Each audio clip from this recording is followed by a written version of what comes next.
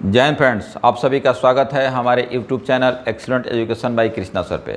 आप लोगों ने देखा हमारे इस ऑब्जेक्टिव वीडियो के सीरीज़ में कि हमने 80 प्रश्नों को हल करने का प्रयास किया, जो कि सभी प्रश्न क्लास 10th मैथ के वास्तविक संख्या चैप्टर से लिए गए हैं, जो कि ऑब्जेक्टिव टारगेट का जो गाइड है 2026 का, सभी प्रश्न उसी से लिए गए हैं। तो आइए उसी सीरीज में हम आगे बढ़ते हैं और इस पार्ट 9 वीडियो में हम 81 से लेके 90 तक के प्रश्नों का हल करने का प्रयास करते हैं। तो आइए देर न करते हुए हम अपने पहले प्रश्न की ओर चलते हैं। और हमारा जो पहला प्रश्न दिया गया है, किसी धनात्मक पूर्णांक a तथा b के लिए ab का मौसौ गुने ab का लौसौ, यानी जो हमारा ab का मौसा है, इस ab के लौसा का जो गुणनफल है उसमें से कौन सा होगा।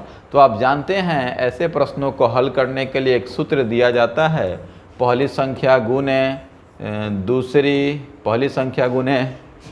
दूसरी संख्या बराबर मौसौ गुने लौसौ। यानी इसका कहने का जो मतलब है कि यहाँ पहली संख्या जो हमारा a है और दूसरी संख्या b है, और यहाँ जो a और b यानी पहली संख्या यानी a और b के मौसौ का बात करना है, गुना इसी a और b के लौसौ का बात करना है। यही दो चीज़ें आपस में बराबर होती हैं। इस प्रकार ab का मौसौ गुने ab का जो लौसौ होगा, ये दोनों संख्याओं के गुणनफल के बराबर होगा। और हमारे इस सवाल का जो जवाब है ऑप्शन सी में दिया गया है। फिर हम बढ़ते हैं अपने नेक्स्ट प्रश्न की ओर, और यहाँ दिया गया है यूक्लिड विभाजन एल्गोरिथम में दो धनात्मक पूर्णांकों के निम्न में से किसे परिकलित करने का तरीका है। परिकलित करना यानी निकालना, तरीका यानी कि तकनीक है। तो हम आपको बता दें कि जो यूक्लिड विभाजन एल्गोरिथम जो है, यूक्लिड विभाजन एल्गोरिथम दो धनात्मक पूर्णांकों का मौसा निकालने का तकनीक है। फिर हम अपने अगले प्रश्न की ओर बढ़ते हैं, और यहाँ जो दिया गया है पाई है। तो हम आपको बता दें जो पाई है एक अपरिमेय संख्या है, जबकि जो पाई का मान होता है 22/7 ये परिमेय संख्या होता है। फिर हम आगे बढ़ते हैं अपने नेक्स्ट प्रश्न की ओर, और हमारा जो अगला प्रश्न है दिया गया निम्नलिखित में अपरिमेय संख्या नहीं है। हम आपको बता दें कि अपरिमेय संख्या नहीं का मतलब होता है परिमेय संख्या। इस प्रकार आपसे यहाँ कहा गया है कि अपरिमेय संख्या नहीं है, तो अपरिमेय संख्या नहीं यानी जो रूट से निकल जाए तभी तो वो अपरिमेय संख्या नहीं यानी कि परिमेय संख्या होगी। और यहाँ देख रहे हैं कि √7 रूट से निकले गए नहीं, इसलिए तो अपरिमेय हो गई। √3 भी नहीं निकलेगा, ये भी अपरिमेय हो गई। √5 और √2 ये दोनों नहीं निकलेगा, ये भी अपरिमेय हो गई। एक ऑप्शन हमारे पास बचता है, यदि इसे हम हल करके देखें तो 75/48 एक ही रूट में से हम लिख सकते हैं। ये भी देखने से तो हमें लग रहा है कि ये तो अपरिमेय ही होगा, लेकिन इसे थोड़ा हम कटकुट करके देखते हैं।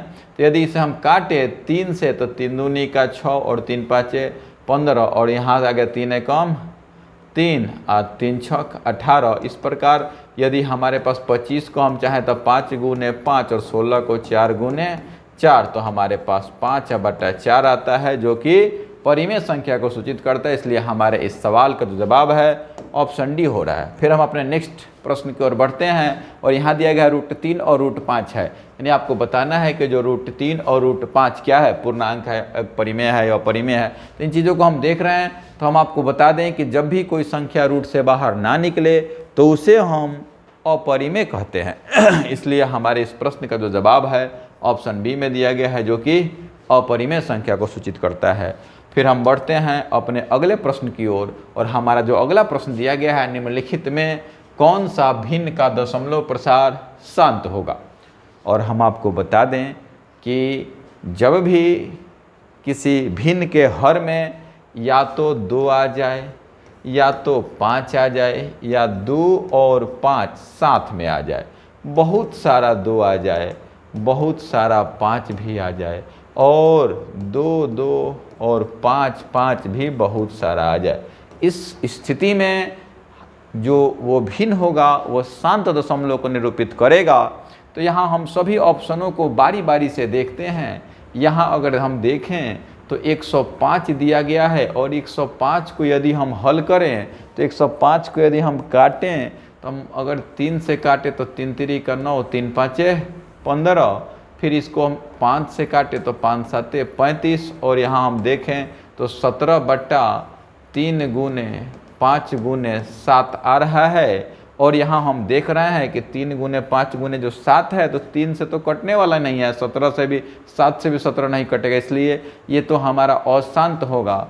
फिर यदि हम यहाँ देखें 210 को, तो यदि हम यहाँ 210 को यहाँ लाते हैं और 210 को यदि हम काटें तो 2 से जाएगा और 2 से जाएगा तो ये हो जाएगा 2 एकम 2 और यहाँ 0 2 5 10। और अभी अभी आप लोगों ने देखा 105 को हमने खंडित किया था तो 3 से गया था तब 35 मरतबा, फिर 5 से गया था तो 7 मरतबा। इसलिए यदि इसको हम देखा 277 अब बटा में 2 गुने 3 गुने 2 गुने 3 गुने 5 गुने 7, तो 7 से तो ये कट जाएगा।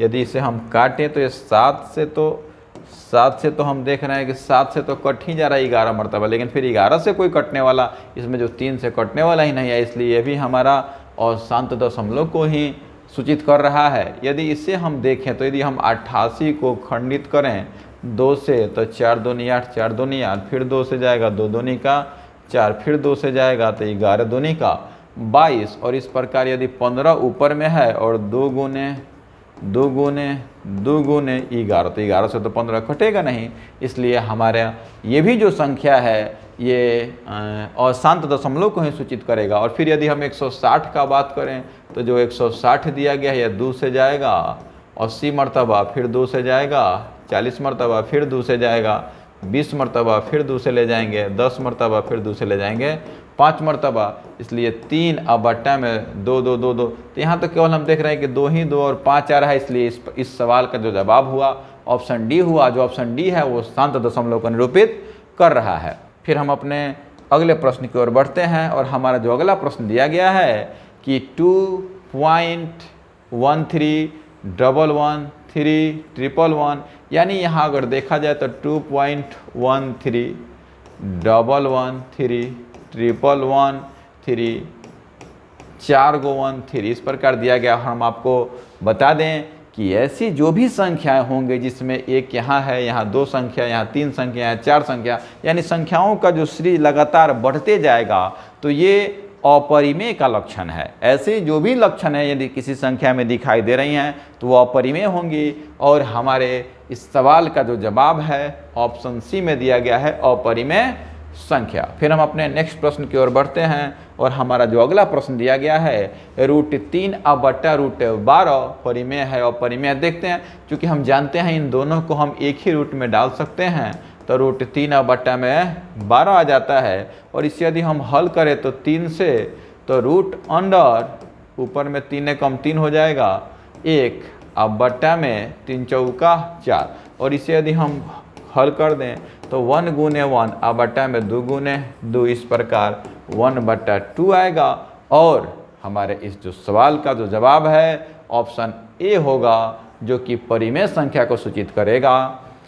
फिर हम बढ़ते हैं अपने नेक्स्ट प्रश्न की ओर और हमारा जो नेक्स्ट प्रश्न दिया गया है 3 माइनस √3 है परिमेय, अपरिमेय, पूर्णांक या इनमें से कोई नहीं। तो हम आपको बता दें और हमने पिछले वीडियो में बताया भी है कि एक परिमेय और एक अपरिमेय संख्या का यदि हम उसे गुना करें, भाग दें, जोड़ें और घटाएं, हर स्थिति में परिमेय और अपरिमेय मिलके अपरिमेय ही बनाती हैं। इसलिए इसका जो जवाब होगा ऑप्शन बी होगा, अपरिमेय होगा। और अब हम चलते हैं आज के अपने अंतिम प्रश्न पे। यहाँ दिया गया है कि 11.23564 और यहाँ जो 23564 है इसके ऊपर यहाँ आप देख रहे हैं कि 3 संख्या के ऊपर रेकरिंग दिया गया है। आपसे पूछा जा रहा है ये पूर्णांक है, अपरिमेय है या परिमेय है। तो हम आपको बता दें कि इस प्रकार का लक्षण यानी इसका मतलब ये होता है कि 11.23564 फिर हो जाएगा 564 फिर हो जाएगा 564 4, यानी ये संख्याएं आगे बढ़ते जाएंगी, यानी 564 564 बार बार रिपीट कर रही हैं। तो ये जो लक्षण है ये आवर्ती है, अशांत है लेकिन आवर्ती का है। और हम आपको बता दें कि जब कोई दशमलव प्रसार शांत होगा या अशांत आवर्ती होगा तो वो परिमेय संख्या कहलाती है। और इस प्रकार हमारे इस जो सवाल का जो जवाब है ऑप्शन सी होगा, ये एक परिमेय संख्या को सूचित करेगी।